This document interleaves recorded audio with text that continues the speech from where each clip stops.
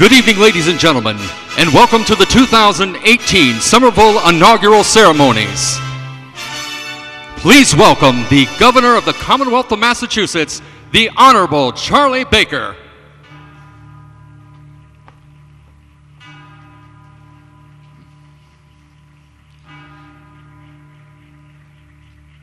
Representing Ward 1 of the Somerville School Committee, please welcome Ms. Emily Ackman. Representing Ward 2, Mr. Dan Futrell.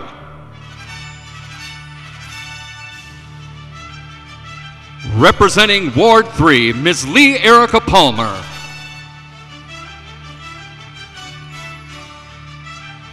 Representing Ward 5, Ms. Laura Patone.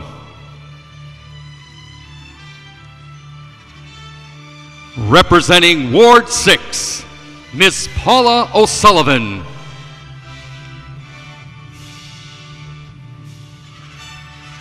Representing Ward 7, Ms. Carrie Normand.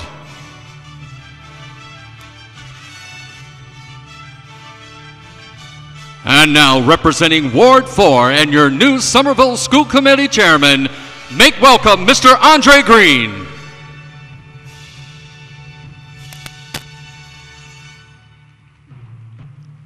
Ladies and gentlemen, your Somerville School Committee. And now, ladies and gentlemen, please welcome the Somerville Board of Aldermen. Representing Ward 1 and the Vice President of the Board of Aldermen, make welcome Alderman Matthew McLaughlin.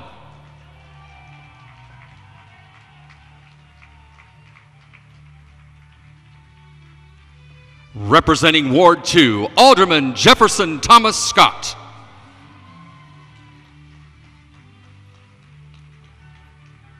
Representing Ward 3, Alderman Ben Ewan Campen. Representing Ward 4, Alderman Jesse Klingon.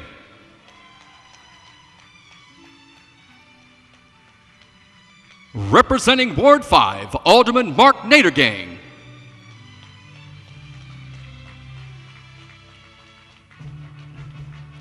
Representing Ward 6, Alderman Lance Davis.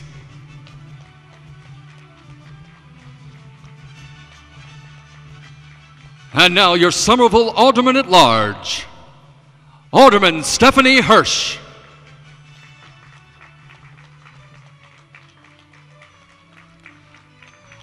Alderman Wilfred N. Mba.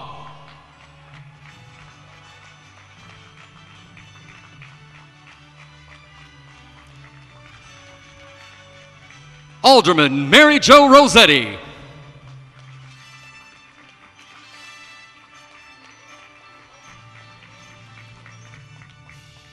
Alderman William White, Jr. And now, representing Ward 7 and the new President of the Board of Aldermen, please welcome Alderman Kadiana Ballantyne.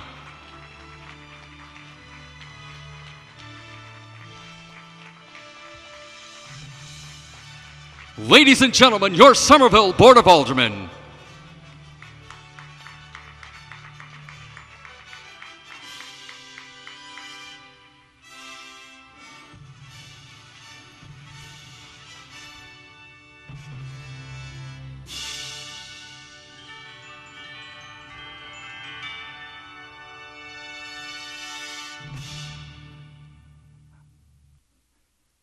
And now, ladies and gentlemen, please welcome the Mayor of the City of Somerville for an 8th inaugural. Please welcome the Honorable Joseph A. Curtatone.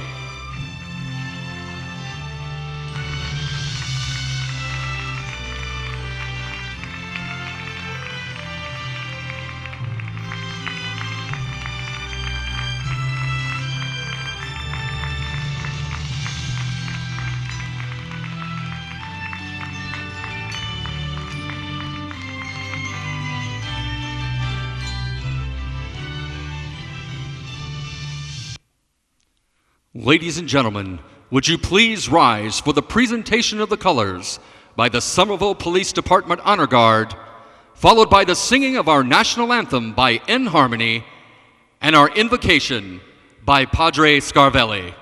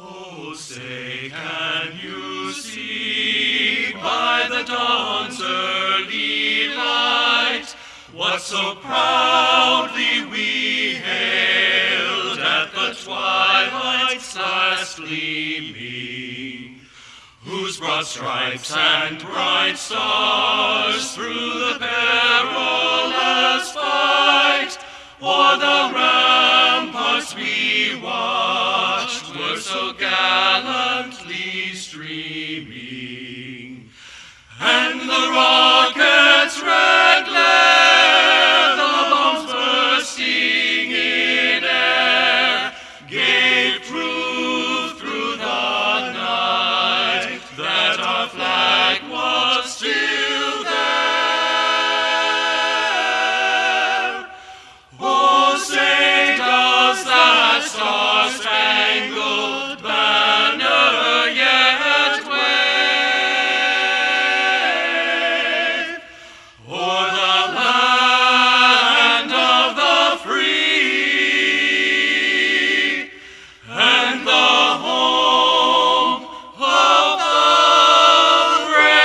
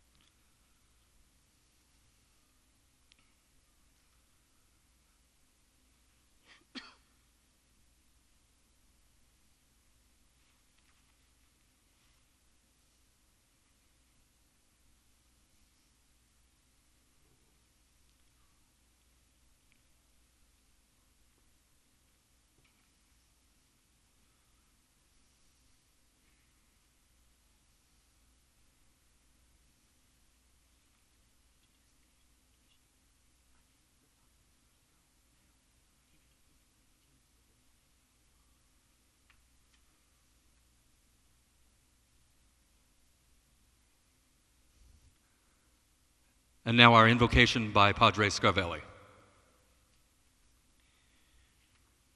Mr. Joe Curtatone, Mayor of Somerville, dear brothers and sisters, it was with great pleasure that I accepted the invitation to offer the prayer and to bless the administration of this beautiful city of Somerville in the name of the St. Anthony's Parish, where Mr.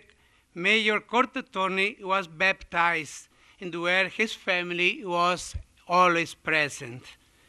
Governance for large corporations and for the powerful is a great challenge, But one must not forget that a good governance is also measured by the concern for and the ability to promote the welfare and dignity to the poorest and the most vulnerable classes. Solidarity with the poorest is not an option, but a responsibility that derives from the very social nature of the human being. Over the years, the administration of Mr. Mayor Curtatone has been characterized as inclusive, participative, and communitarian through the empowerment of the community and the participation of all. In order to assure that Somerville continues to be a city where immigrant families have a chance to follow the American dream and succeed, we bless the city and its governance in the name of God. Heavenly Father, source of all life, freedom, and authority, we come before you in solemn prayer on this inauguration day of Joseph Curtatone, Mayor of Somerville City. We thank you for the many blessings you have bestowed upon our city. We ask that you continue to watch over this free city, its citizens and its leaders, now and for many years to come. In your goodness, bless Mayor Curtatone with wisdom, courage, and love. May every citizen collaborate with him and show us the path, O Lord, to be builders of a relationship in its communities so that we may bring forth harmony for our diversity in our city. Bless our mayor and all those in government service as they seek to create cooperation among government, business, service, and community, so that together we may create the opportunity for all our fellow citizens, also for the poor, the immigrants, the marginalized, and the unemployed. Most of all, O Lord, give us joy and give us hope that we may be preserved in union in that peace the world cannot give. And after enjoying the blessing of this life, be admitted to those which are eternal. We make this prayer in your holy name. Amen. Thank you, ladies and gentlemen, and please be seated. And now it gives me great pleasure to introduce to you our Mistress of Ceremonies for this evening's ceremony. Please welcome the Chief Executive Officer of Greentown Labs, Miss Emily Reichart.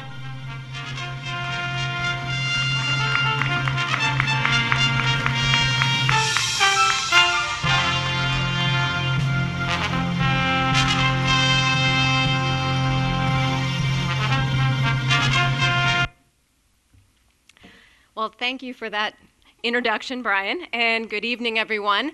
Happy New Year 2018.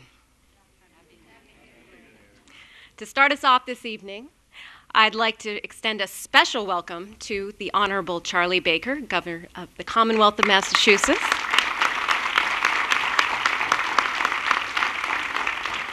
Members of our state delegation in the audience, Senator Patricia Jalen, representatives, Representative Denise Provost, Michael Connolly, and Representative Christine Barber. Our Mayor, Joseph Curtatone, the Board of Aldermen, and our school committee members. I'm so honored to be your MC for this City of Somerville's 2018 inauguration ceremony. My name is Emily Reichart, and I'm the CEO of Greentown Labs. And for those of you who may not know, Greentown Labs is the largest clean technology incubator in the United States, and we are proud to call the City of Somerville home. Our mission at Greentown Labs is to provide the community resources, space, that clean technology entrepreneurs need to grow and solve the world's biggest energy and environmental challenges. We're located just outside of Union Square.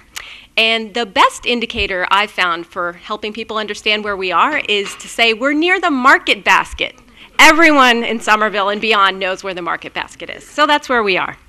But in all seriousness, we would not be where we are today without Mayor Joe's vision and support. Greentown was actually founded back in 2011 by entrepreneurs who were graduating from MIT and needed a place to build prototypes and build their companies. Not just any space would do. To develop a high-altitude wind turbine or the world's most efficient compressor, you actually needed a place where you could make noise, bend metal, and get dirty.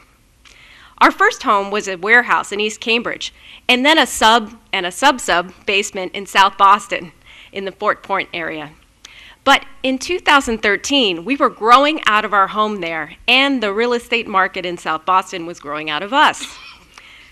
We were fortunate at that time to be introduced to Mayor Joe right after I came on board as Greentown Lab's first CEO and first employee in 2013.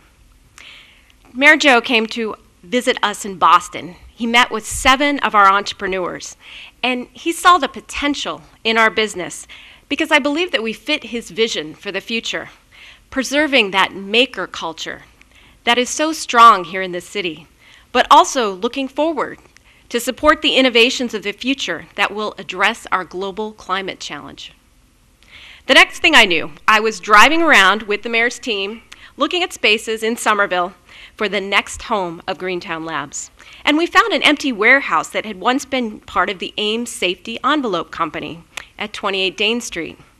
Mayor Joe's support for our project helped galvanize the state to invest and inspire 12 other corporate partners to participate.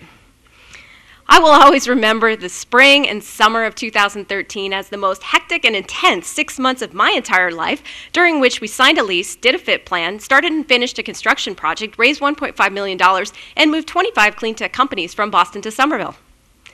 And then we opened for business in Somerville on September 23rd, 2013. But within a short 15 months, our home at 28 Dane Street was full of entrepreneurs and had a waiting list. And the mayor, once again, was instrumental in introducing us to one Chris Olganowski, a longtime Somerville resident and owner of a building just steps away from our first home at 444 Somerville Ave.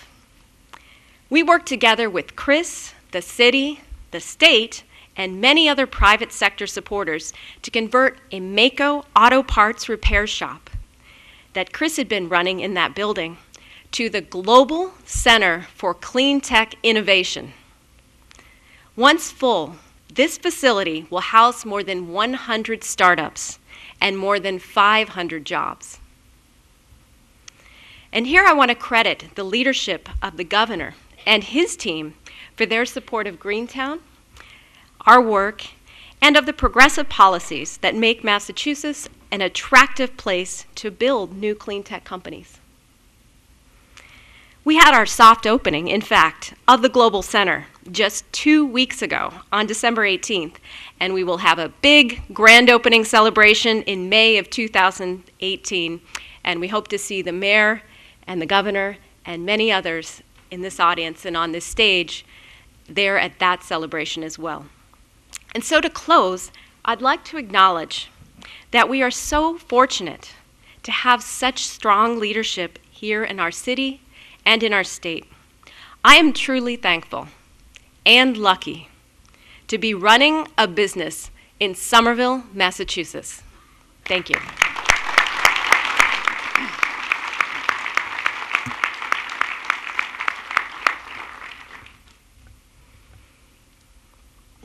And for our first speaker this evening, I will ask that Governor Baker approach the podium.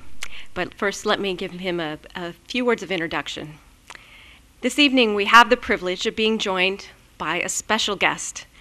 Please join me in welcoming a valued partner of the city of Somerville and the governor who has delivered us the green line, the Honorable Charlie Baker.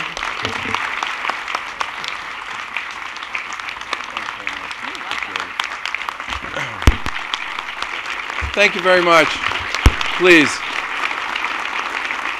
So, let me just say first of all how honored I am to be here tonight for several reasons, but the main one is having spent a good part of my public career serving in local government, I get what it means to be right next to the folks who actually put you there in the first place. The joy and the beauty, and sometimes the frustration and the difficulty of serving as an elected official in a local community is everybody knows where you live. They know where your kids play sports or theater. They know where you buy your coffee on a Saturday morning. And they have a pretty good idea about how you travel about town. And most of the time, if they're looking for you, it's usually not to pat you on the back and tell you what a great job you've done. And in some respects, for me, it was a great introduction to accountability in the public sphere, and especially accountability with those people who in many cases had kids on the same teams, kids who went to the same school, and who in many cases were what I consider to be our friends and our neighbors. And I think in some ways it's important for state officials, and I'm thrilled to have so many folks from the legislature here tonight, and Congressman Capuano as well. Thank you very much for being here as well, Mike.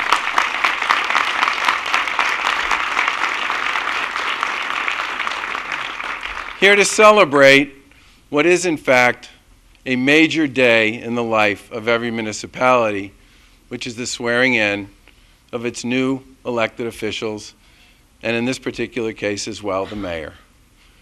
And I can just tell you this, the Green Line extension was a project that had fits and starts, and if somebody had ever written a book about it, the nature of the book would have been a pot boiler. Because one minute it was alive, and the next minute it was dead, and the next minute it was alive, and then it was dead. And I can just tell you that without the work of the congressman, without the work of the mayor, and without the work of so many people who are part of this community, we would not be standing here today accepting the first $100 million on a $1 billion contribution from the federal government.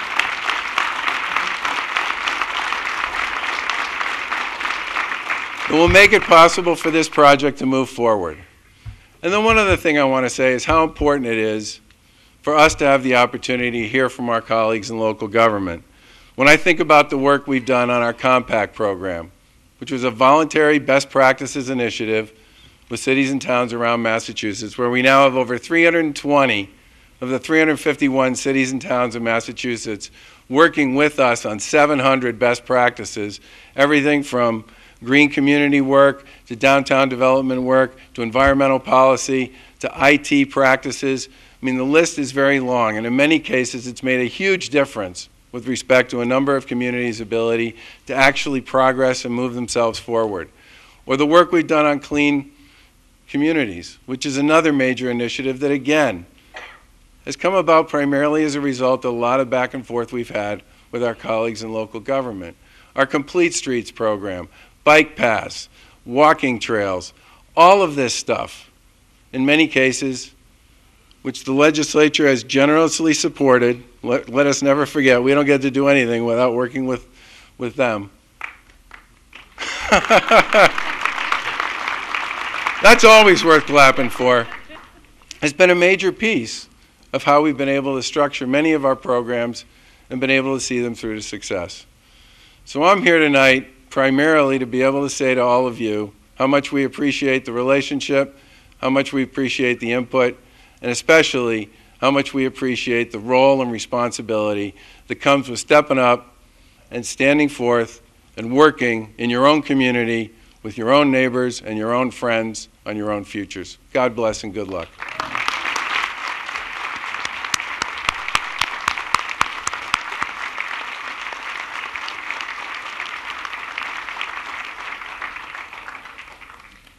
Just a couple quick additions and welcomes.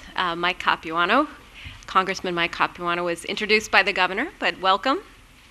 And District Attorney Marion Ryan is also with us this evening.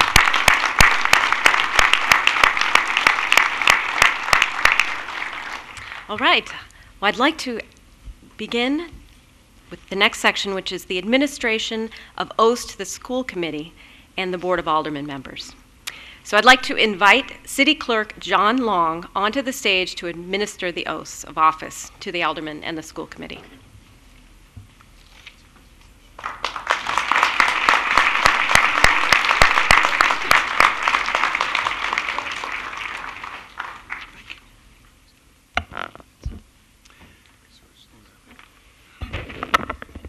I'm going to ask. I'm going to ask the aldermen and school committee members to please rise. This is a three-part oath. Raise your right hands. I state your name. I, Tatiana Valentine, Do solemnly affirm. That I will bear true faith and allegiance to the Commonwealth. And will support the Constitution thereof. Under the pains and penalties of perjury. I state your name. I, Tatiana Valentine, Do solemnly affirm. That I will faithfully and impartially. Discharge and perform. All the duties incumbent on me. As an alderman or school committee member. Of the city of Somerville. According to the best of my abilities and understanding. Agreeably to the rules and regulations. Of the Constitution. And the laws of the Commonwealth. Under the pains and penalties of perjury. I state your name. I, Tatiana Valentine, Do solemnly affirm. That I will support the Constitution of the United States. Under the pains and penalties of perjury. Congratulations to you all.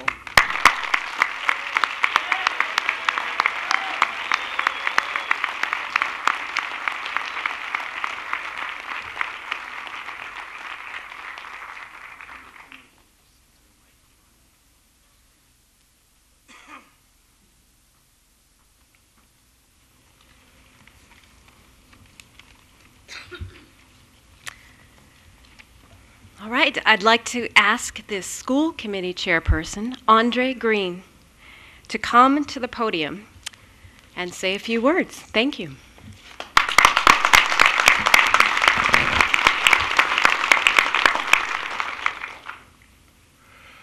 Fellow villains and esteemed guests. Okay. For over 40 years, mayors, boards of aldermen, and school committees have worked together to turn Somerville Public Schools into the best urban district in the Commonwealth. All of us who have taken an oath to serve the people tonight do so as the inheritors of that work. To my predecessor as chair, Laura Patone, thank you for a year of leadership marked by grace, patience, and a willingness to do the often unglamorous work of progress. Under your guidance, we took the committee's long-range planning to a new level, implemented new ways to hear from our constituents, and we fleshed out what it means to be a sanctuary district, guidelines that are even now being used as a model in other districts.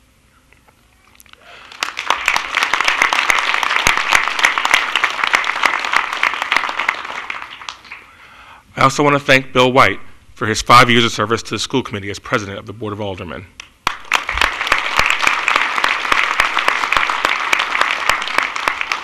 Your depth of knowledge, passion for the city, and mastery of the arcana of governance have been an asset to all of Somerville and have provided much mentorship to me personally. And although he can't be here tonight, I want to thank Steve Royks for his 5 years of service to the school committee. His hard work, his wisdom, and his humor should be models to us all. I also want to welcome his successor, Emily Ackman. I am eager to see how Somerville benefits from your knowledge and extensive experience. I also want to thank Mayor Curtatone and the Board of Aldermen. You don't have to look far to see cities and towns that have been unable or unwilling to provide their schools the resources they need to thrive, and which meet every innovation with skepticism, if not hostility. We're lucky to have a city government that means it when they say they value education and approaches the schools with a simple question: what do you need? And on a personal note, I was raised by a single mother who spent 10 years working the graveyard shift as a nurse for the extra $4 an hour that allowed her to provide me more and better educational opportunities. I know she's here in spirit tonight. Thank you, Mom.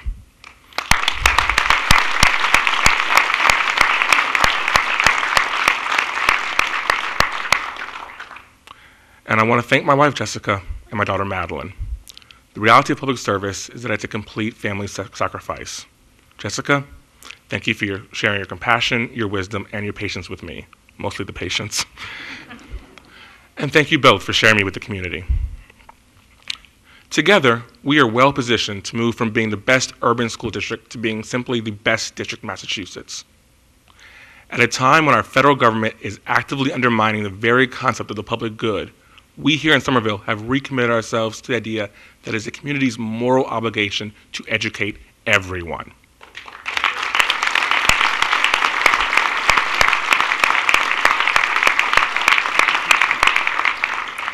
That our special education students, our immigrants, our English language learners, our low-income students, and our students of color should not be left behind. As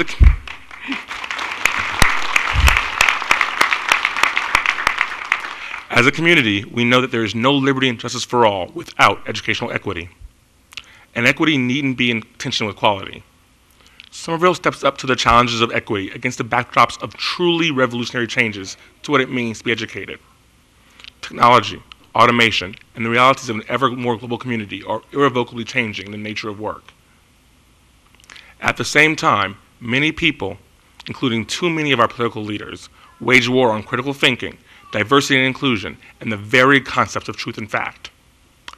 Equity must mean not just the elimination of opportunity gaps, but allowing every student access to the skills needed to work in the 21st century. And together, we will educate the sort of engaged citizens we need to save a flagging democracy. But the challenge before us is real. Despite the claims of some, the reality is that true educational equity, coupled with the sort of 21st century skills that are marks of a contemporary quality education, have yet to be provided universally by any district. Indeed, there are those who take it as a given that urban public school districts are structurally incapable of giving students all they deserve. Somerville has shown, and will continue to show, that for the lie it is. In short, we want to do something that no one has ever done before.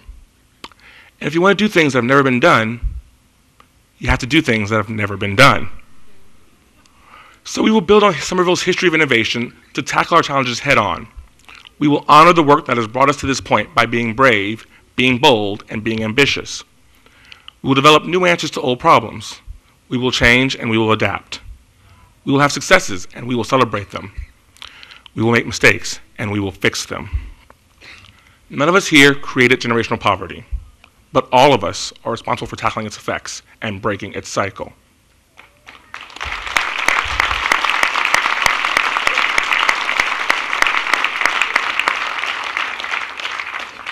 Somerville did not invent gentrification and its vast economic inequality, but we must address it to fulfill our educational promise.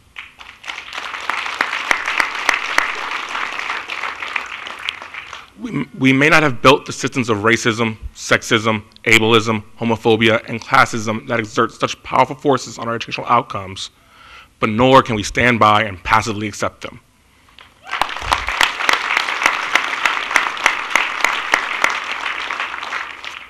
Last year, this school committee committed itself to actively tackling systemic racism in our schools. And while we will not complete the work this year, we will attack it with vigor and with energy.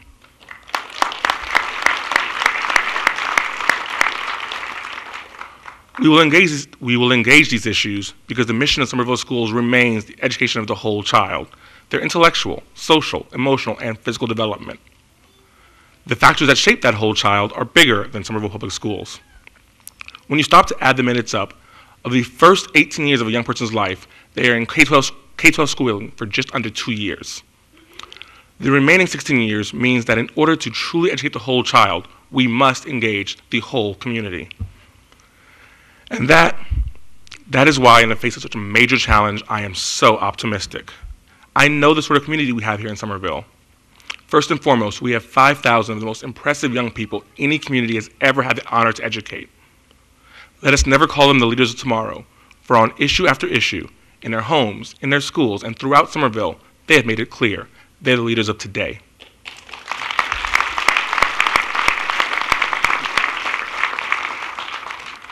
On the front lines, we have award-winning educators, administrators, and support staff, all of whom know that nothing guarantees the success of a student more than the presence of adults who care about them, and all of whom come to work here in Somerville determined to be that caring adult.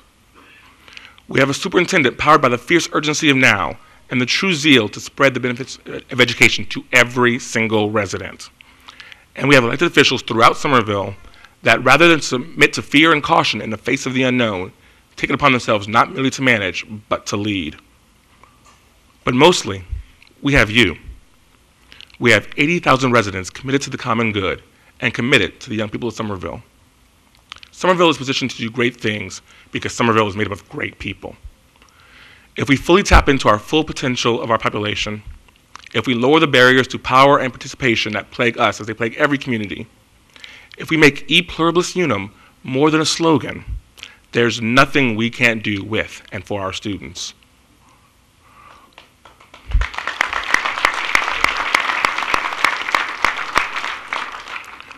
We've accomplished a lot as a city.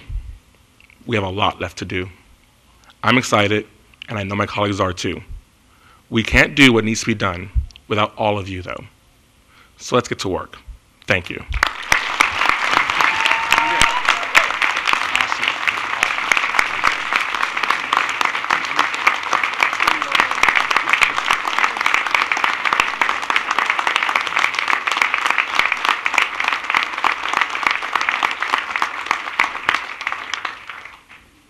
Wow. Thank you, Chairperson Green, for those inspiring words and for sharing your story. Next, I'd like to invite up to the podium Board of Aldermen President Katiana Valentine.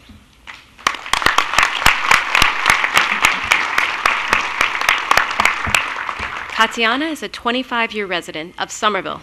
She lives with her husband Richard and 2 daughters, Ileana and Sophia, in Teal Square. She speaks 3 languages, is a business executive experienced with both nonprofit and for-profit companies, and is part of a car-free, bicycle-riding, garlic-eating, dog-owning Somerville family. Welcome.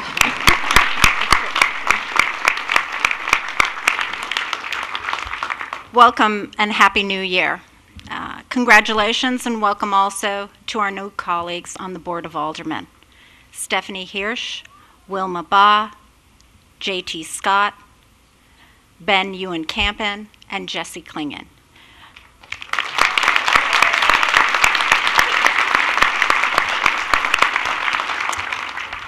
You all bring a diverse to the board, a diverse skills and new energy, which will go a long way to help us shape a bright future.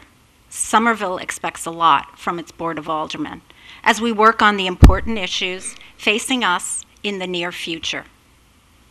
We need you. Let's work together to get a result for Somerville.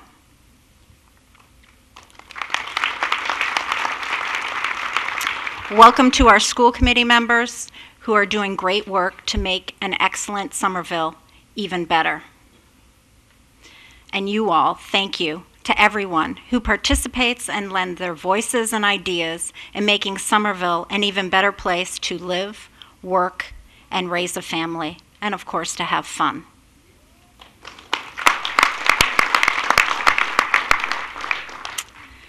I especially thank my husband, Richard, my 2 daughters, Ileana and Sophia.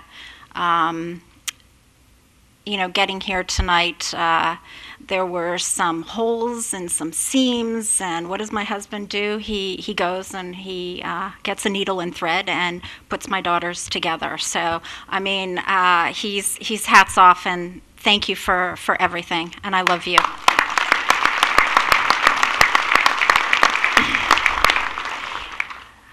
To our departing colleagues on the Board of Aldermen, we wish you all the best, and thank you for all the hard work and dedication.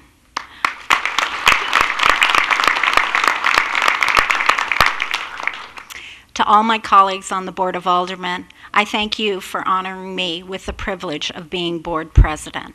I also want to especially thank my predecessor as board president, Bill White. Your leadership, your mentorship is so much appreciated. Thank you.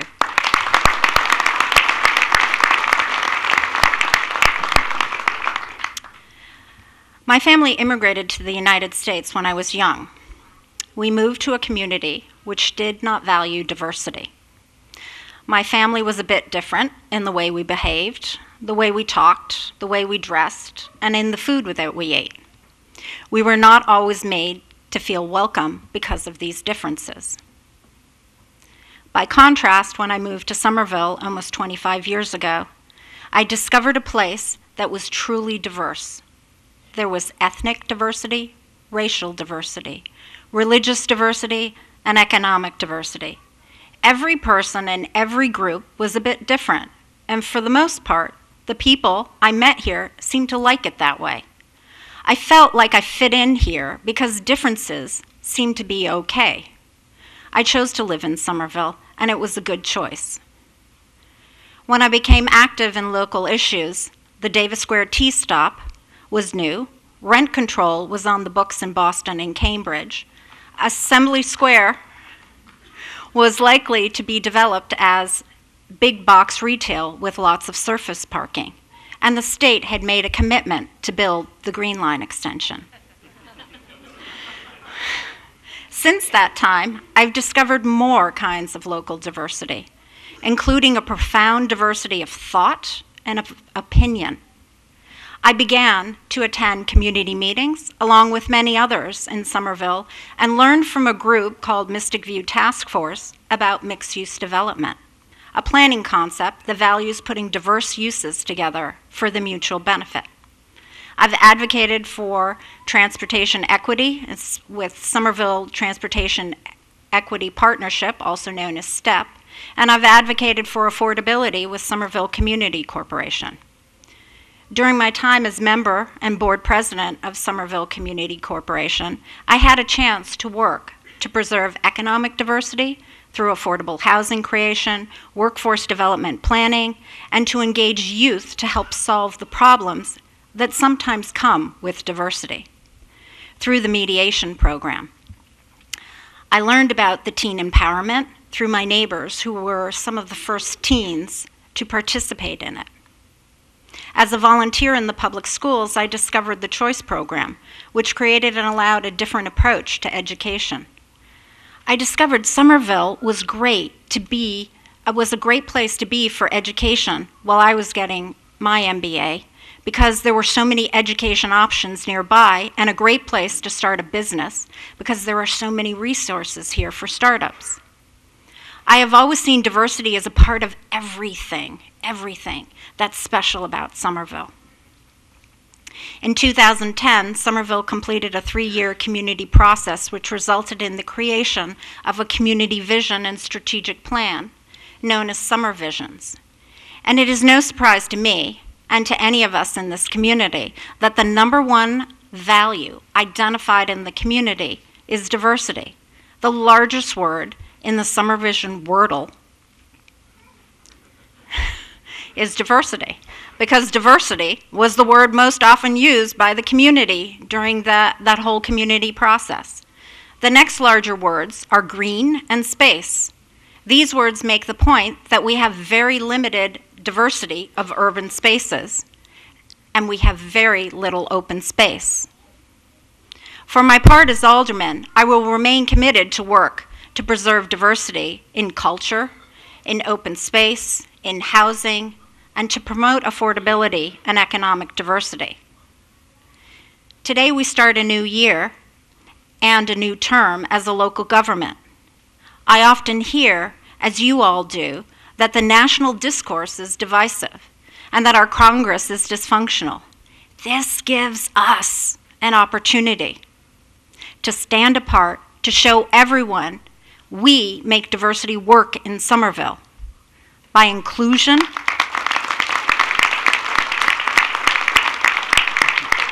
collaboration, and a genuine caring for our neighbor to make a better community. Our recent city elections were attended in record numbers and created unprecedented change. These results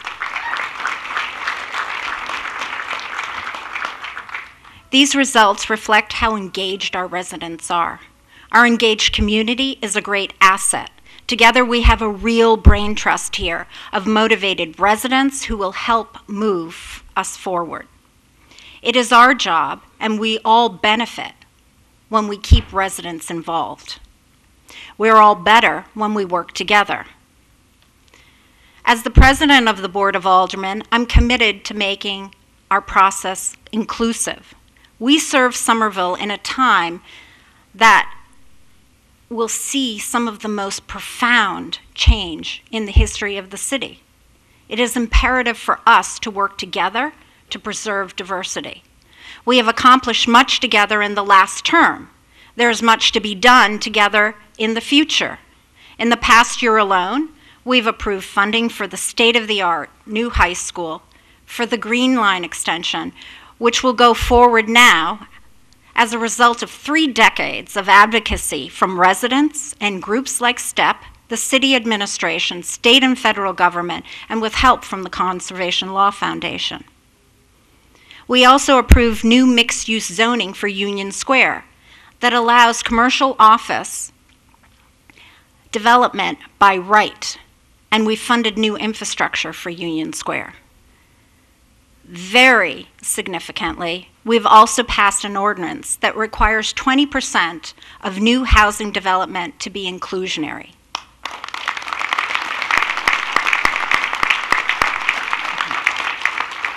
Affordable housing, new affordable housing will help us preserve economic diversity. Somerville is now a clear leader in this aspect of affordability. However, the affordability coin has 2 sides. On the one side of the coin is the cost of living. On the other side of the coin is the income that comes from having a good job. We need to give folks the whole coin. On the job creation side of the coin, we've created job linkage requirements, which will link local people to job training and the local jobs that are coming to Somerville. Job linkage is another big win for Somerville, but we can do more. To make new jobs happen in Somerville, we need to attract new businesses, local businesses, create local jobs, and they help us pay the cost of delivering city services. We can do more to attract new businesses and new jobs to Somerville. We need to let everyone know that Somerville is open for business.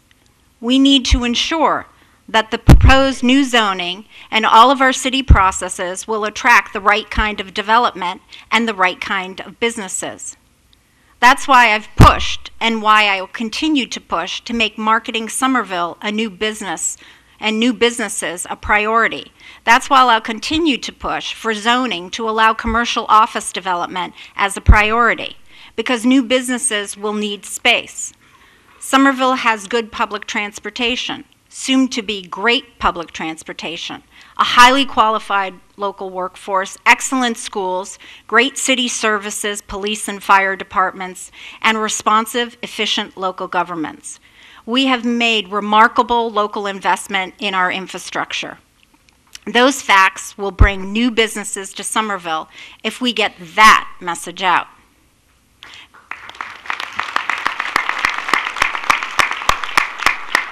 Going forward into this new term, we can be grounded on the values in Somerville and of Somerville. Our community clearly values the diversity of people, cultural diversity, open space, housing and economic diversity. We must work to preserve diversity in all these aspects. This is our clear mandate. Our community values our diversity of opinions, so we must continue our local tradition of respectful debate and productive collaboration. Our community values economic diversity, and so we must work to give Somerville the whole coin with an affordable cost of living on one side and the good local jobs that gives folks the means to pay for it on the other side. While we indeed have a lot to be proud of, we cannot rest on our laurels for 1 minute. In our new term, I want to work with you on these initiatives and more, like a real estate transfer tax, a housing land trust, housing stability office in City Hall, equity, opportunity and funding for boys and girls. And I would like to continue working together with the Chamber of Commerce on marketing outreach for new businesses and streamlining our city processes to work better for the business community. My colleagues and I need to hear from all of you. We are here to listen, to learn, to take action. Too much is at stake. I expect and I want you to call me, call us, email us, tell us all what you think. I know what will be at work every day to work with the administration, the board, the school committee, parents, teachers, activists, stakeholders, and the entire community to make our city even better. Thank you.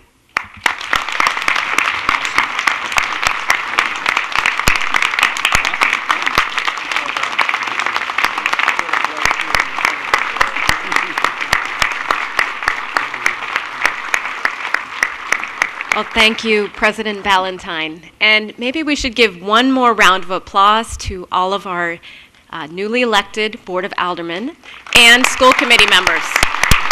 Congratulations. And now we'll have our first musical interlude of the evening. I'd like to invite up Dr. Nick Everidge, who is a Somerville resident, performing I Know Where I've Been from Hairspray. Please welcome Dr. Nick Everidge.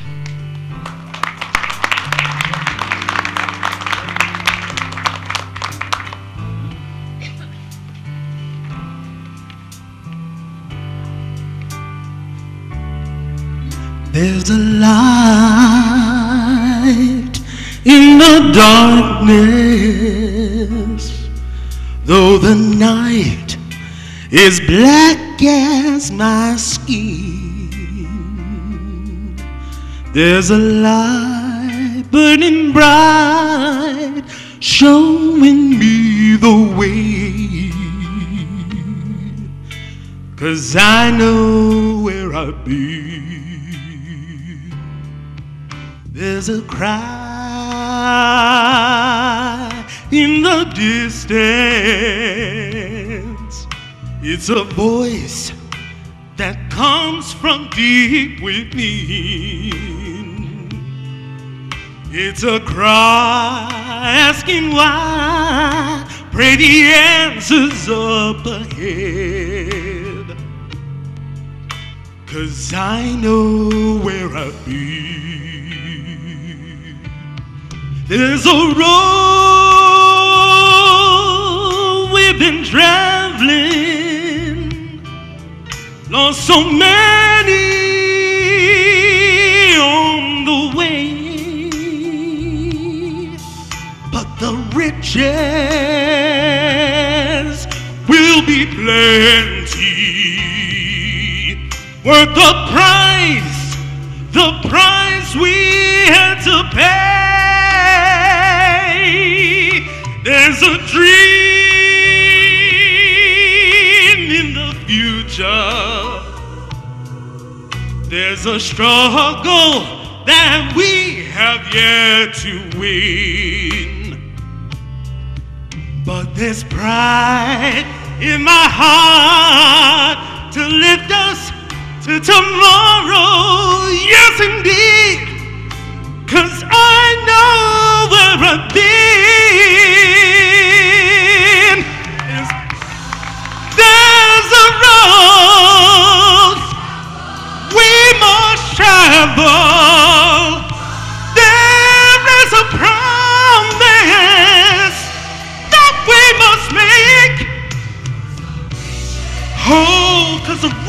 yes. The riches will be plenty, yeah. What the risk and the chances that we take? There's a dream, yeah. In the future, there's a struggle that we have yet to win. But this pride in our hearts to lift us up to tomorrow, 'cause just to sit still would be a sin.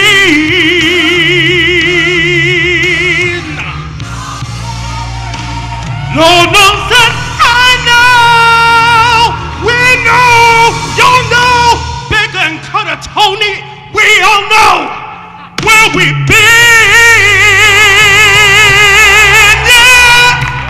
I give thanks to my God, 'cause I know where I've been.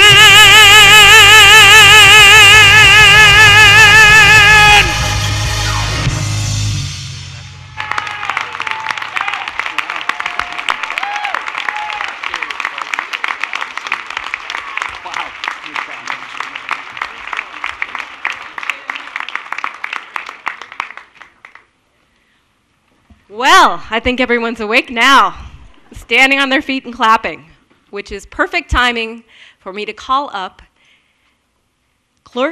City Clerk John Long back to the stage, because we are now going to administer the oath of office for Mayor Curtatone. And as I have Clerk Long coming, I'd like to take this opportunity to be the first to congratulate him on the occasion of his 8th inauguration as mayor of the city of Somerville, the longest serving mayor of our city.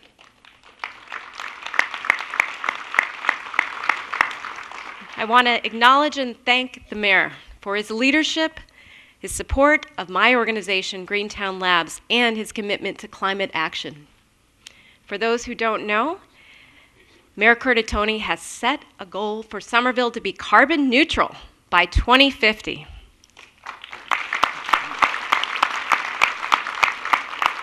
I'd now like to invite the mayor to join us up on the podium here to have the oath administered. And then we will immediately go into his inaugural address.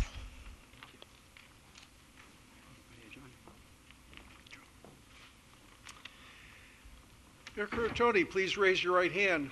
This is a 3-part oath. I state your name. I, Joseph Anthony Curtatone, Do solemnly affirm do solemnly affirm that I will bear true faith and allegiance to the Commonwealth that I will bear true faith and allegiance to the Commonwealth and will support the Constitution thereof and will support the Constitution thereof under the pains and penalties of perjury. under the pains and penalties of perjury. I state your name. I, Joseph Anthony Curtatone, Do solemnly affirm do solemnly affirm that I will faithfully and impartially that I will faithfully and impartially discharge and perform discharge and perform all the duties incumbent on me all the duties incumbent on me as mayor of the city of Somerville, as mayor of the city of Somerville, according to the best according to the best of my abilities and understanding, of my abilities and understanding, agreeably to the rules and regulations agreeably to the rules and regulations of the Constitution of the Constitution and the laws of the Commonwealth, and the laws of the Commonwealth, under the pains and penalties of perjury. under the pains and penalties of perjury. Finally, I state your name. I, Joseph Anthony Curtatone, Do solemnly affirm do solemnly affirm that I will support the Constitution of the United States that I will support the Constitution of the United States under the pains and penalties of perjury. under the pains and penalties of perjury. Congratulations.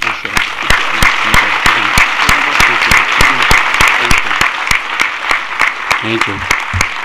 Thank you. Thank you. Good evening and Happy New Year. Welcome. Welcome to the members of our state delegation, Rep. Barber, Senator Jayland, Rep. Connolly, I saw Rep. Provost. Welcome to our board president, new board president Ballantyne, Vice President McLaughlin, school committee chairperson Green, Vice Chairperson Norman. Welcome also to our other honorable members of the Board of Aldermen and School Committee. And a special shout out, she couldn't be here, Superintendent Skipper, and all our honored guests, family, friends, as well as my fellow residents of Somerville and my fellow public servants. A special shout out to the Middlesex County District Attorney, Marion Ryan. So a round of applause. And to the hardest working, one of the most progressive members of the U.S. Congress, Representative Mike Capuano. And Barbara, thank you. And of course, a special welcome to His Honor, the Governor, Charlie Baker. Thank you. Thank you for the warm welcome you provided on behalf of the Commonwealth. It's an honor to have you here at our New Year's Day inauguration. We have a lot of new faces here, we know that, and they all deserve to be mentioned again, each individually. So please hold your applause to the end.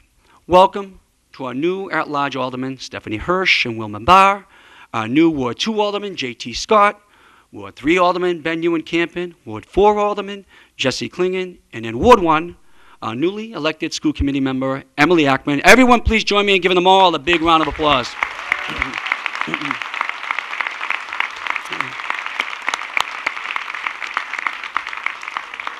You know, 22 years ago, I was sitting pretty much where you are as a newly elected first-time alderman. I was beyond excited to serve the people of Somerville. I can tell you it is the most rewarding work you will ever get to do. So again, congratulations and welcome. I look forward to working with all of you. I'd also like to thank a few other very important people. Thank you to my mother, Maria, for being my biggest support and inspiration. Grazie per essere il mio più grande sostenitore e ispirazione. And thank you to my sister, the Middlesex County Register of Deeds, Maria Curtatone. Last and definitely not least, I want to thank my wife, Nancy, and our 4 sons, Cosmo, Joey, wake up boys, Patrick, and James. I've been doing this long enough that my sons think all of this as normal. It's just Dad doing his job. But Nancy has been and is the rock that has made all this possible for me. Thank you, hon. Appreciate it. Finally, I also want to say a quick word to everyone who ran in this election, and really to all of us. In my years in Somerville government, I've seen many candidates win and lose hard-fought campaigns. According to politics, these opponents should now be enemies. But so often, I've seen instead how their love for this city made them compatriots. So, to each of you, and to everyone, I say, let us also show that same dedication. Let our commitment to working together while valuing our differences be our strength as we strive toward our community's shared goals going forward.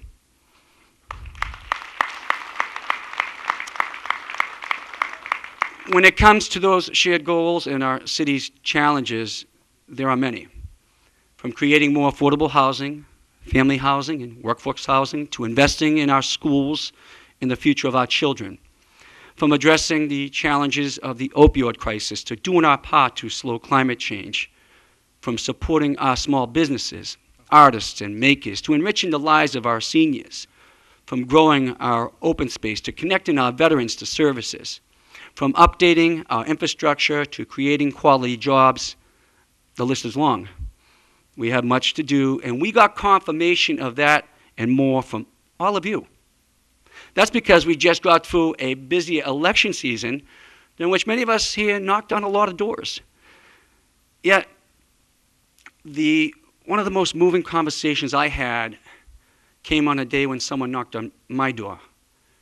And it was a young woman with a family who had to move to Medford. She moved there because she got priced out of Somerville. She told me she loved living here, and she had great things to say about the city. She wanted to stay. She wanted to raise her family here. And she wasn't there to speak just for herself. She came to my door to ask me to do everything I can to help as many people like her as possible. She wasn't angry. She wasn't yelling. She just wanted me to know her story. Frankly, it broke my heart. Who wouldn't want someone like that as a neighbor? Who wouldn't want her as part of their community? But the only sensible decision for her family was she had to move out of the city she loved. And the only sensible response from all of us is to do everything we possibly can to keep this same story from playing out for others. Our work is cut out for us. But thankfully, together, we've been picking up the pace and laying the groundwork for progress. Our city has added more than 3 times as many affordable units in just the past 6 years than we did in the previous 20. And we're on course to meet our Summer Vision housing goals. But still, it is not enough. So fortunately, that's just the beginning. Thanks to our residents, we are on a verge of a historic wave of new community and vision development that will greatly accelerate affordable housing creation and housing creation overall. Thanks to our advocates who insisted that raising the inclusionary housing percentage shouldn't have to wait on the approval of the entire zoning overhaul, we've already raised our inclusionary requirement to the highest percentage in the state. Thanks to our housing department and the Somerville Community Corporation, our 100 Homes program is buying property, keeping it out of the hands of speculators, and keeping it permanently affordable. And as of this month, we are roughly halfway towards that 100 homes goal. And again, it's not enough. As we make strides forward within Somerville, we must keep our eye on the housing dynamics outside Somerville. Greater Boston needs 435,000 units of housing by 2040 to catch supply up to demand. I mean, it's a number so massive that some would rather ignore it and just hope it goes away, which is why I keep bringing it up. In his annual report card on housing, Northeastern University Professor Barry Bluestone recently said, unless we can get housing supply to match housing demand, there's not much we can do to keep prices from continuing to escalate. Now, Somerville can't tackle that alone. But in the face of this, we must not give up. So what can we do? What can we do together as a community? I say we can stand for things. I'm talking about standing for big things, bold things, things other communities haven't dared to consider, but that we all need to do. Things that break this region out of its parochial and provincial mindset. And if you take only one thought with you from my words tonight, this is it. We must be for solutions. We need to listen to the boldest, most abnormal ideas and put the good ones into action. We don't just need to disrupt the status quo in housing, we need to reinvent it. That means we've got to stop finding ways to say yes in my backyard. Because to combat a housing shortage and address affordability, we need to be for building new housing.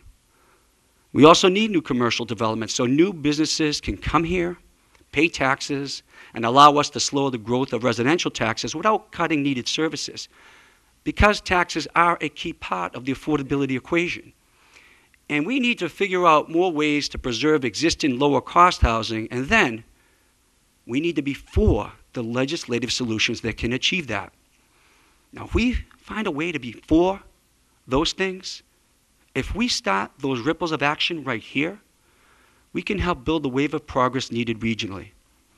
The good news is, we have a new tool for that.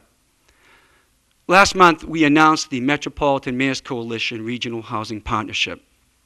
Boston Mayor Marty Walsh and I will co-chair, and I can tell you, we are determined not just to set the specific housing production goals and strategies that our region needs, we will fight to make them happen. The Baker administration understands the magnitude of the affordability challenge as well, which is why they are providing resources and assistance and recently launched the Housing Choice Initiative. They've also filed legislation to spur more housing production throughout the Commonwealth. Thank you, Governor. for using your position of leadership to move the dial on housing, as each elected official on this stage should. Every one of us being sworn in tonight ran, at least in some part, on affordability. We now have more than a mandate to act on this issue. We have a responsibility, and we have an opportunity. For our part, my administration has 10 targeted initiatives we're ready to bring forward. Now, they are neither our first efforts on affordability, nor will they be the last. Some of these ideas come straight from you. Others we've borrowed from cities that have shown they can work. Some we've been discussing in the community for some time, and others are brand new. With them, we're looking to push the envelope as much as humanly possible. I look forward to working with all of you and the board to refine and advance them swiftly, just as I look forward to the other ideas and proposals that will come from the community and the board as well. One, we will create an Office of Housing Stability dedicated to helping our most vulnerable residents stay in our community. When our residents need help navigating the housing programs or the complex housing market, we must be there for them. Two, we will seek a home rule petition for a transfer charge on real estate speculation. This could net us millions of dollars a year to pursue new affordable housing projects. Three, we will establish a community-based independent housing land trust that can buy property and declare it permanently affordable. This will give us a vital tool to fight back against the runaway market forces. Four, we will file a stronger condo conversion ordinance because the current legislation does not empower us to protect tenants the way they should be. Five, we went out and just got a $2 million grant for our lead paint removal program, and let me tell you why this matters for housing. We must ensure that more landlords can make units safe for families with children, so that more families will be able to stay here. And we will be aggressively relaunching this program to do just that. Six, this month we will submit the new comprehensive zoning code to the board that our community has worked so hard to develop. We have been refining the proposal for years, and we have a progressive plan to foster open space, affordable housing, our vitally important artist-maker community, and more. It all starts with better zoning that helps us achieve the things we stand for. Seven, we will establish an emergency rent stabilization program to fight displacement of our low and moderate income residents. 8, we will seek sensible regulations around home sharing, like Airbnb, with a mind to affordability. Now, this issue cuts both ways. Some rely on home sharing to help pay their rent or mortgage, but speculators are also buying up multifamilies for this, which takes homes off the market. We must find a balance. 9, I'm calling for a DIF for affordable housing to create more units to meet community needs. Now, this is uncharted territory. No other city in the state has done it, but we are determined to find a way. And 10, we will submit home rule legislation to establish a right to purchase program for tenants.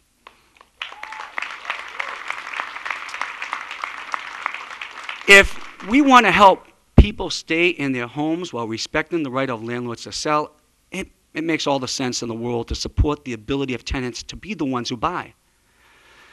Now, we also need to remember that affordability extends beyond housing.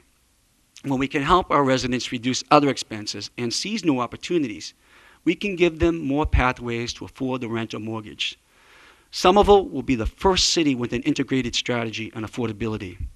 We must recognize that factors such as transportation, wage inequality, job training, healthcare access, and more really affect whether our residents have a real opportunity to live here. Alongside this board, I look forward to addressing affordability holistically and from a systems approach by tackling needs ranging from job training and food access to energy efficiency. But we have to work together and be for things to make it happen.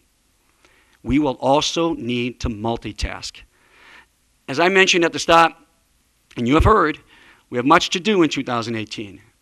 And while I won't mention them all, I do want to address a few of our other top priorities. And that starts with our schools. Standing up for things based on our community values is what we do best here in Somerville. Nowhere will you find a better example than in our schools. Somerville has a majority-minority school system where 68% of our student population comes from lower income families. Our schools are the primary service used by our minority immigrant and economically disadvantaged residents.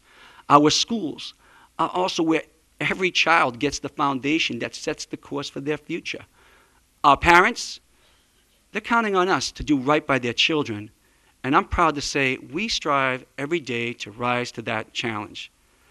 We have the only urban high school in Massachusetts to earn a Level 1 designation the past 5 years running. We've approved a new high school to serve our students deep into the 21st century. Our graduation rate is at an all-time high, and we give that a round of applause. That's very important. But we are nearing our goal of achieving universal, high-quality pre-K access through a collaborative system of providers. And there is, of course, still a lot more to do. In 2018, our focus on the whole child, our commitment to equity, our investments in critical STEM, arts, language, and vocational programs will not waver. We will continue to drive significant resources into early childhood education. We will also launch a community-wide out-of-school initiative because too many parents are struggling to fill that gap. I mean, we want to create one-stop shopping for out-of-school needs in a city where you know there's a safety net for you and your children, and you can find it. Our schools have also played a key role in helping immigrant families navigate the increasingly treacherous immigration landscape. In the past year, they have worked in conjunction with the city's Summer Viva program, as well as other city staff, community organizations, and advocates to help hundreds connect with free legal help, understand their rights, and decipher changing policies and regulations. It is, by far, some of the most critical work taking place in our city. Now, it may start with remaining a sanctuary city, but it certainly doesn't end there. Many immigrant families have been plunged into fear and chaos, and we have rallied to support them. And I want to say to anyone who finds themselves or a loved one or someone they know fighting against the cold-hearted and craven immigration policies of our current president, contact us. You are not alone, and we will do everything in our power to help you.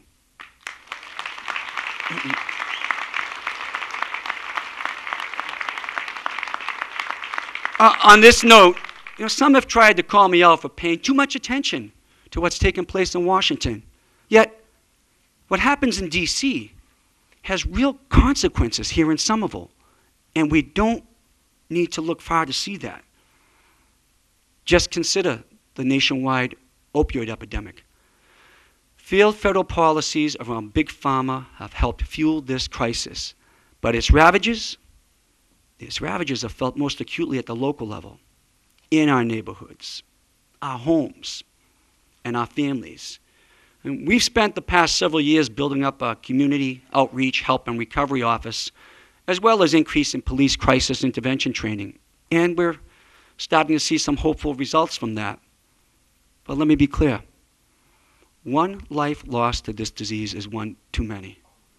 We will continue to marshal resources to support individuals and families who are suffering. But we must also stand up alongside other communities to fight Big Pharma, and we will. Somerville will be joining the fight against Big Pharma in the courts.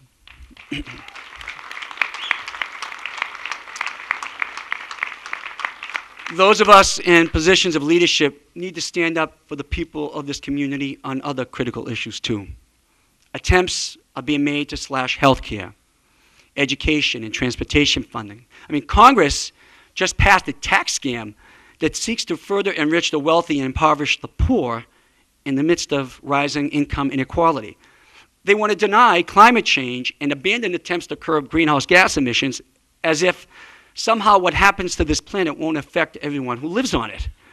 Now, Senators Elizabeth Warren and Ed Markey and Congressman Michael Capuano are fighting tooth and nail against these things on our behalf, and they need our support.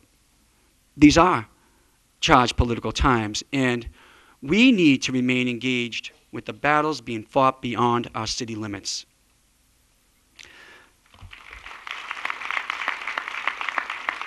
Climate change, for one, knows no boundaries, which is why Somerville is committed to becoming carbon neutral by 2050. It's true, many climate change solutions are beyond our control, but we can take meaningful local steps, such as decreasing municipal energy usage, which we've already reduced by 10% over the past 2 years. Each of us can and must take part. For example, the Somerville Retirement Board took the bold step by beginning divestment from fossil fuels. And they are the first board in the Commonwealth to do so. I'm looking forward to more of your firsts. The White House may have withdrawn from the Paris Climate Accord, but Somerville is still in. The attack on net neutrality is another harmful move out of Washington that requires local action. Now, we are now entering an era where the internet can be turned into a toll road, where incentives for equal access for rich and poor will be wiped away, and where the free flow of information that undergirds our democracy is at risk. We cannot allow this threat to free speech to go unchecked. So once again, cities must lead. Now, we may not yet know the solutions to preserving net neutrality or ensuring equal access, but I will say it now. We will find them. I'm calling for a task force on internet access to be formed immediately to evaluate every option, be that finding partners to create competition here, laying more municipal fiber conduits, which is something we've already started, or even establishing a Somerville internet utility. No idea will be too bold. Our community values economic justice, social justice, and environmental justice. Well, the free flow of information is the gatekeeper to every other push towards justice we have. So in Somerville, right here and right now, we are putting a stake in the ground for information justice.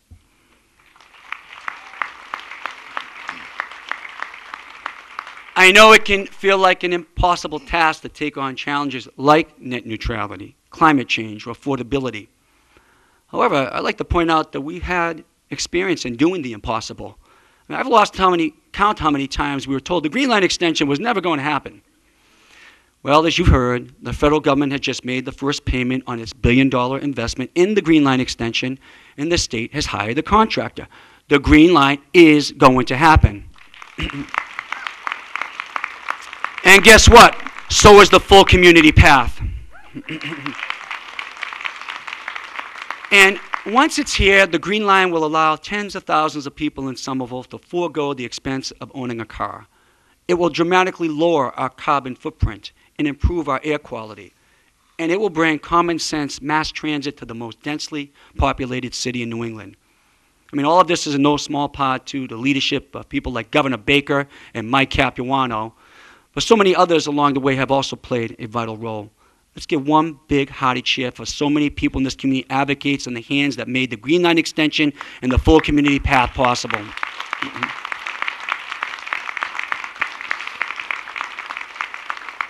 Now, I could talk about dozens of other things we made possible, initiatives we have underway inside the city, from intensified efforts on job training to the Winter Hill and Brick Bottom neighborhood plans to Art Farm. We have parks to renovate, fields to rehabilitate, roads to rebuild, and trees to plant. We have a Vision Zero plan to advance and new arts programming to roll out. But I'm not going to delve into each of these now. What I will say is we know what our biggest challenge is. But we also know we don't have the luxury of treating it like it's our only challenge. From completing our sustainable climate change plan and advancing our racial equity initiatives to supporting our small businesses, expanding bike and pedestrian infrastructure, continuing the expansion of community policing, accomplishing election reform, developing our program to help our seniors age in place, and more. We not only have to keep all these balls in the air, we need to juggle them gracefully and with skill. For those of us in an elected office, we can look forward to many long nights. But we can also look forward to being held to our promises. When it comes to affordability, everyone here has made promises. When it comes to schools, crime prevention, open space, and overall quality of life and many other needs, our community has even more expectations. What has set us apart from other cities is that we keep our promises, and we strive both to hear and meet our community's expectations. We could have dropped the Green Line extension in the path a dozen times over when it got hard, but city government, our community partners, and the people of Somerville rose to the challenge every time. We could have backed down on sanctuary city status or pulled down the Black Lives Matter banner when we were threatened because of them, but we stood firm. We could have not pursued the new high school, or we could have given up trying to turn Assembly Square into something other than a post-industrial wasteland. It's the easiest thing in the world to quit. The thing is, we don't do that. So even though affordability is going to test us as much as all of that combined, we will remain steadily for the many good ideas we'll need to help address it. There's not going to be a single shining moment where we can claim to have the problem solved. There's not going to be a single policy or program that fixes it all. We are going to have to listen to each other, work together, and stand for things. We all own this, just as we all own Somerville's future on so many fronts. Oddly enough, I'm more excited heading into my 8th term than I was my first. As a public servant, I don't like anything better than getting things done. And we have promises to keep and solutions to fight for. It falls on all of us to stand and deliver. I have every confidence we will. Thank you.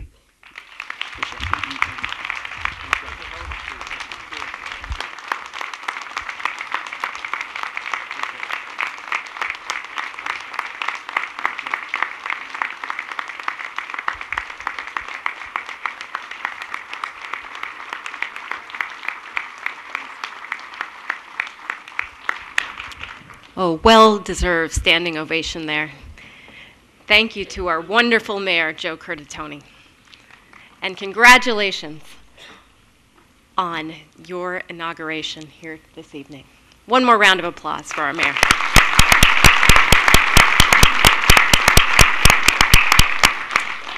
Well, next I'd like to invite up Brian Bishop, Somerville Director of Veteran Services, for our final musical selection of the evening.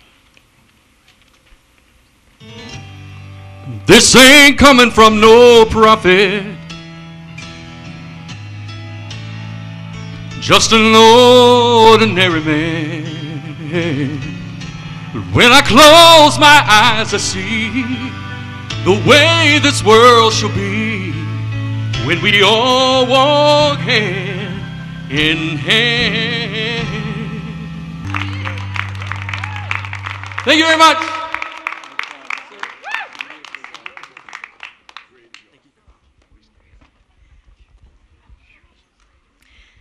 Okay, wow, again. All right, I'm awake. But what we have coming up next is the benediction from a member of our clergy. And I'd like to introduce Father Menetas from the Dormition of the Virgin Mary Greek Orthodox Church here in Somerville to give us our closing prayer. Father.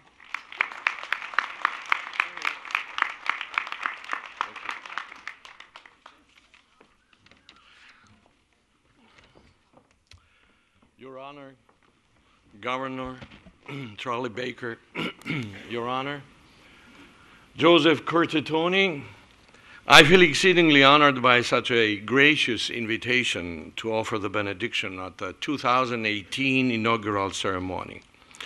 To participate in a very special prayer for such a historic event constitutes indeed a tremendous honor for the parish of the Dormition.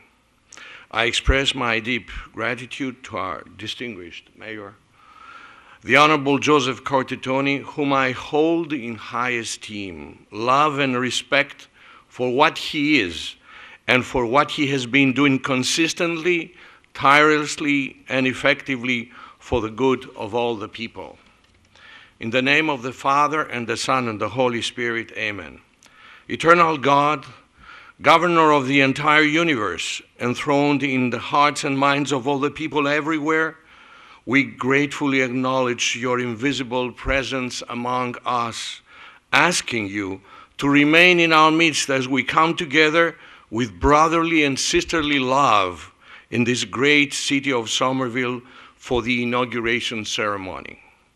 We offer heartfelt prayers and ask you to bless your faithful servant Joseph Curtatone, who has been called to continue being the dynamic leader of this city and a champion of American democracy and benevolence.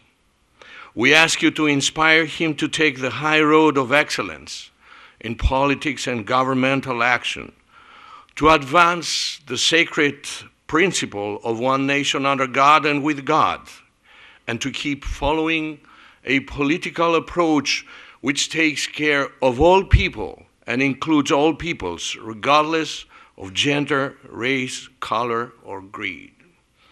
O God of all, we bless you and praise your holy name for your gracious favor and divine blessing upon these aldermen of our city as they commence another term of their sacred responsibilities in the highest office of Somerville. Bless, preserve, and keep them and their families safe and healthy, together with all those who serve in the city's civil services and work to fulfill our pursuits of life, liberty, and happiness. Heavenly Father, may we ever abide in this land of opportunity and freedom in perfect tranquility, faithful to our foundations, and ever building a more prosperous, just, equitable, and decent society for all our citizens. And may we always share our faith and hope for the future with the whole world through your divine and gracious love. Amen. Amen. Thank you very much. Congratulations, and congratulations to all of you.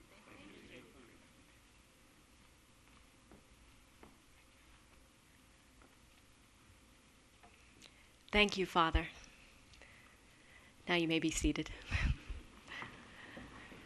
As we wrap up this evening, I want to thank all of you for coming out on this wintry evening to celebrate the inauguration of the elected leaders who are up here on the stage today.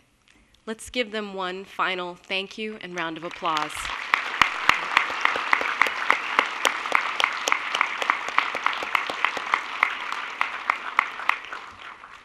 And a thank you again to our many dignitaries with us here this evening: Governor Baker, Congressman Mike Capuano, members of our state delegation, Senator Jalen, Representative Provost, Representative Michael Connolly, and Representative Christine Barber, our mayor, our Board of Aldermen, and our school committee members.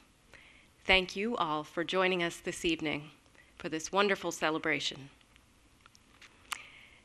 Now I invite you to the next part of the evening. Everyone is invited to a celebration continuing tonight's ceremony at the Holiday Inn at Bunker Hill. So I hope that we will see all of you there. And one last round of applause for all of our elected officials. Happy New Year, everyone.